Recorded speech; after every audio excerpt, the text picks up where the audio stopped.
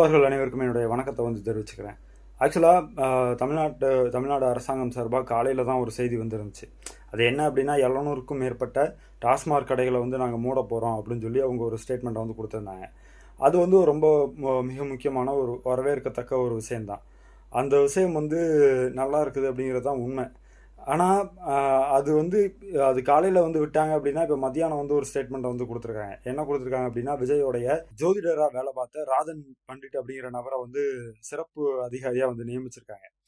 அவர் இந்த ராதன் பண்டிட் அப்படிங்கிற நபர் டிவிக்கே எப்போ மாநாடெல்லாம் அசெம்பிள் பண்ணணும், விஜய் எந்த நேரத்தில் வெளியில் வரணும், எப்போ மாநாடு ஸ்பீச்சை அவர் கொடுக்கணும் இப்படின்னு சொல்லி நியமிச்ச நபர் தான் அந்த நபர். அதாவது டிவிக்கு அப்படிங்கிற கட்சி வர்றதுக்கு முன்னாடியே விஜய்க்கு ரொம்ப க்ளோஸா இருந்து அந்த நேரங்கள், அதாவது அவர் எப்போ பேசணும் எப்படி பேசணும் அப்படின்னு சொல்லி எல்லாத்தையுமே ஜாதகபூர்வமா பார்த்த ஒரு நபர் தான் அந்த நபர்.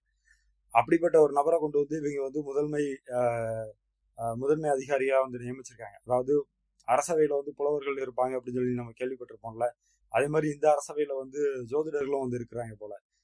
அதாவது ஜோதிடர்கள், அப்புறம் இந்த கைரேகை பார்க்குறவங்க, இப்படி எல்லாருக்கும் பதவி அப்படிங்கிறது வருங்காலத்தில் தமிழ்நாட்டு அரசாங்கத்தில் இருக்கும்னு நினைக்கிறேன்.